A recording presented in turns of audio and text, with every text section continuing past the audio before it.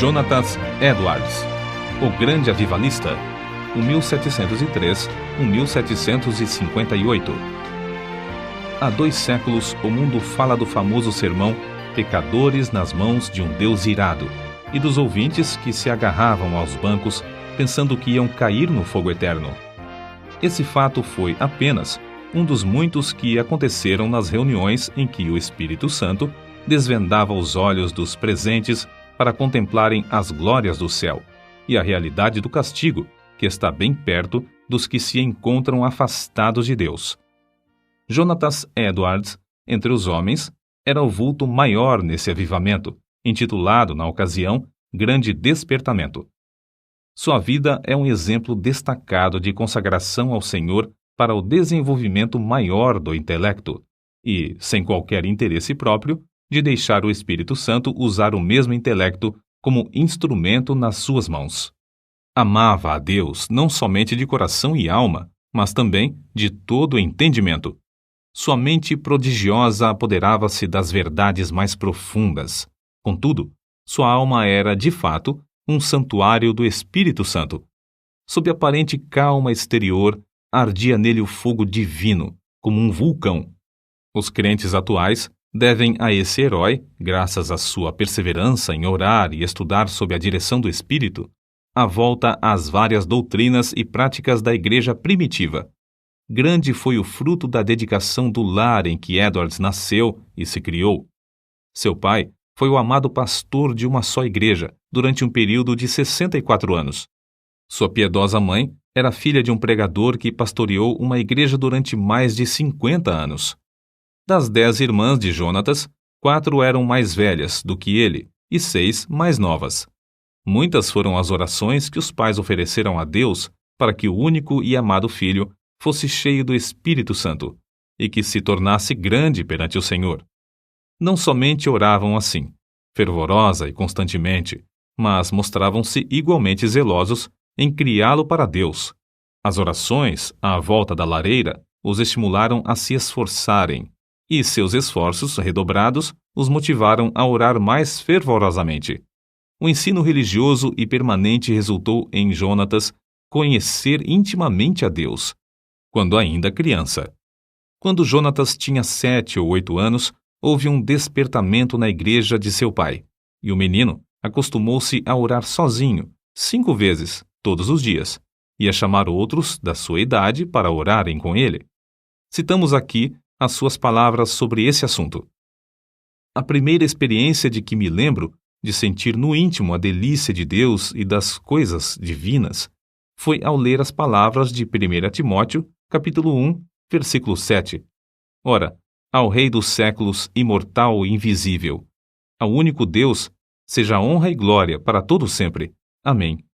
Sentia a presença de Deus até arder o coração e abrasar a alma de tal maneira que não sei descrevê-la. Gostava de passar o tempo olhando para a lua e, de dia, contemplar as nuvens e os céus. Passava muito tempo observando a glória de Deus, revelada na natureza, e cantando as minhas contemplações do Criador e Redentor. Antes, me sentia demasiado assombrado ao ver os relâmpagos e ouvir o troar do trovão. Porém, mais tarde, eu me regozijava ao ouvir a majestosa e terrível voz de Deus na trovoada.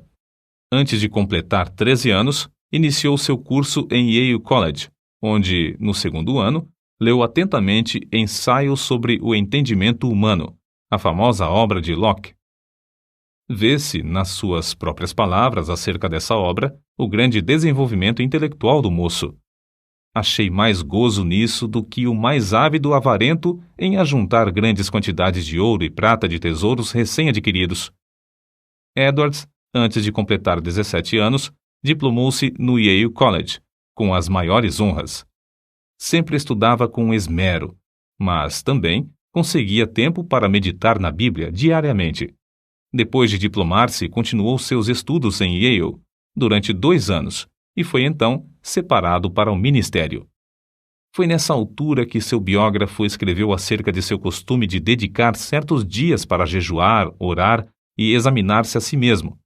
Acerca da sua consagração, com a idade de 20 anos, Edwards escreveu: Dediquei-me solenemente a Deus, e o fiz por escrito, entregando a mim mesmo e tudo o que me pertencia ao Senhor, para não ser mais meu qualquer sentido, para não me comportar como quem tivesse direitos de forma alguma, travando, assim, uma batalha com o mundo, a carne e Satanás, até o fim da vida.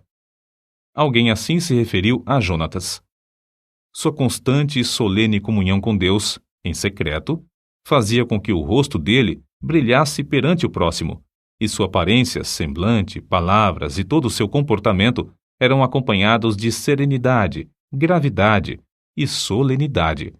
Aos 24 anos, casou-se com Sarah Pierrepont, filha de um pastor, e desse enlace nasceram, como na família do pai de Edwards, 11 filhos. Por ocasião do grande despertamento, ao lado de Jonatas Edwards, estava o nome de Sarah Edwards, sua fiel esposa e ajudadora em tudo. Tal qual seu marido, ela nos serve como exemplo de rara intelectualidade.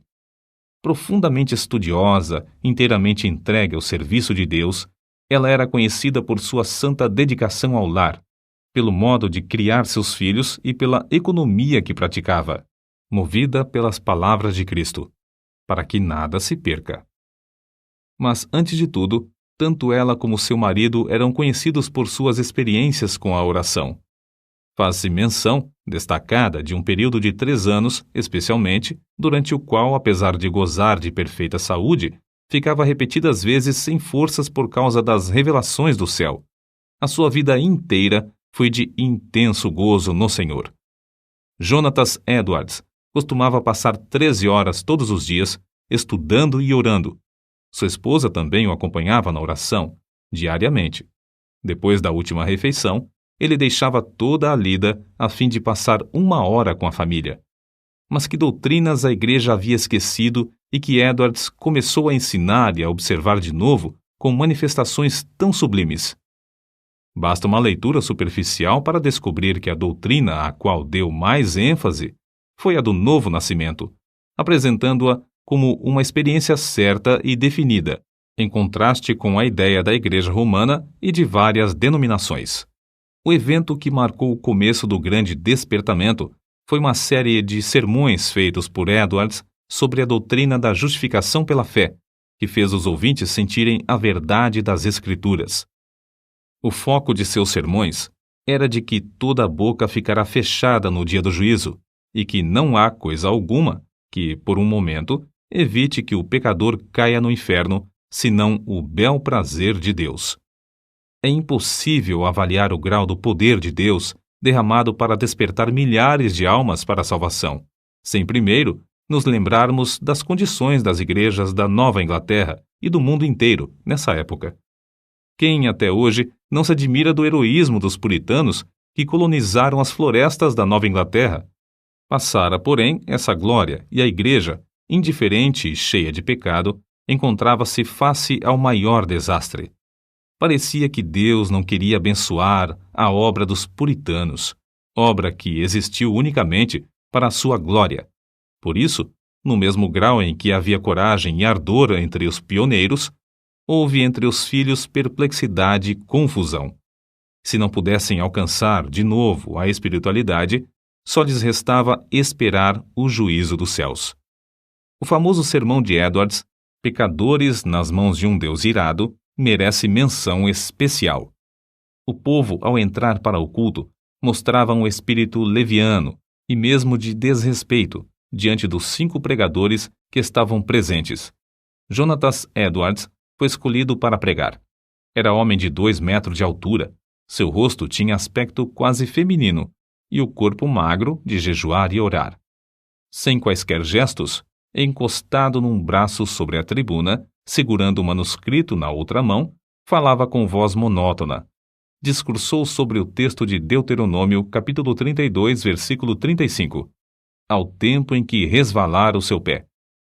Depois de explicar a passagem, acrescentou que nada evitava, por um momento, que os pecadores caíssem no inferno, a não ser a própria vontade de Deus, que Deus estava mais encolerizado com alguns dos ouvintes do que com muitas pessoas que já estavam no inferno, que o pecado era como um fogo encerrado dentro do pecador e, com a permissão de Deus, pronto a transformar-se em fornalha de fogo e enxofre, e que somente a vontade do Deus indignado os guardava da morte instantânea.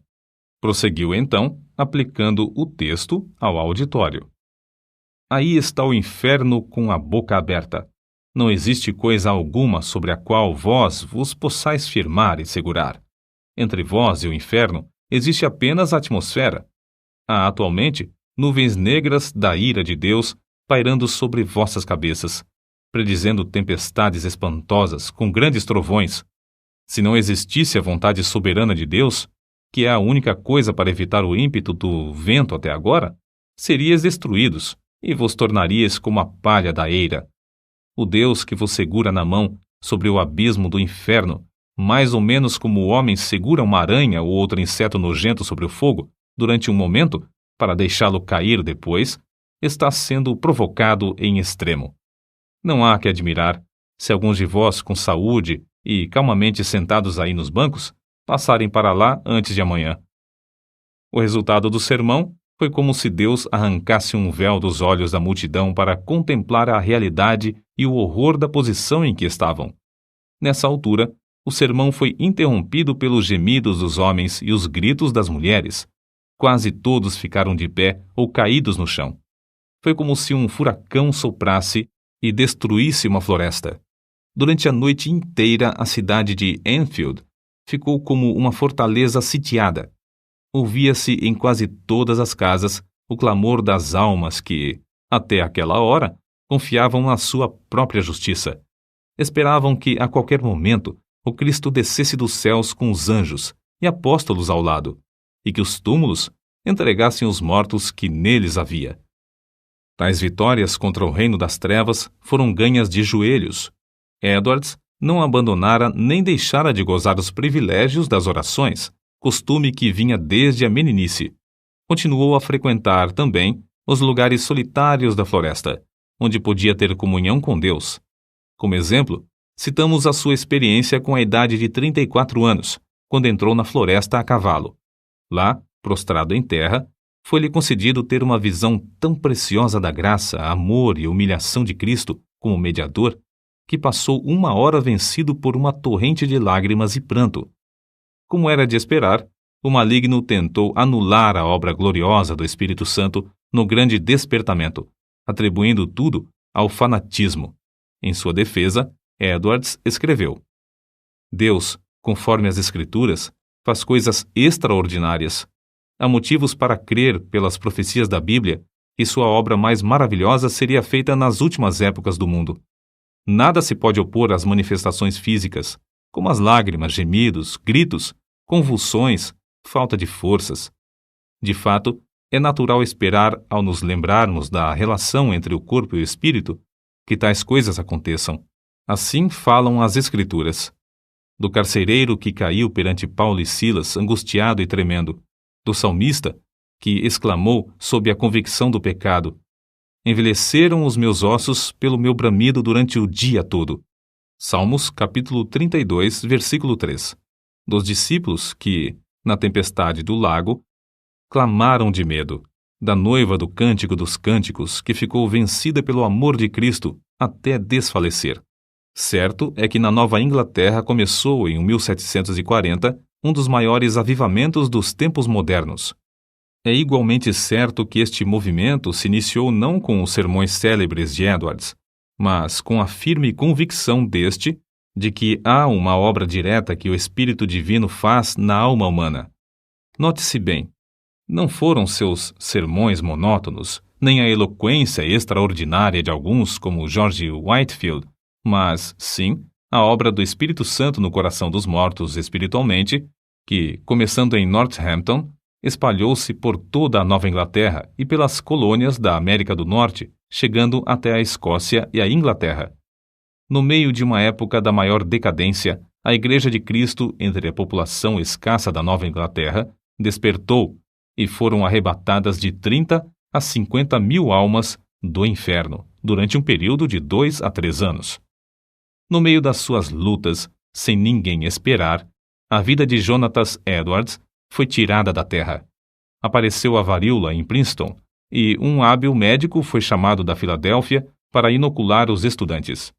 O nosso pregador e 2 de suas filhas foram também vacinados. Na febre que resultou, as forças de nosso herói diminuíram gradualmente até que, um mês depois, faleceu. Assim diz um de seus biógrafos. Em todo o mundo onde se falava o inglês, era considerado o maior erudito desde os dias do apóstolo Paulo ou de Agostinho. Para nós, a vida de Jonatas Edwards é uma das muitas provas de que Deus não quer que desprezemos as faculdades intelectuais que Ele nos concede, mas que as desenvolvamos, sob a direção do Espírito Santo, e que as entreguemos desinteressadamente para o seu uso.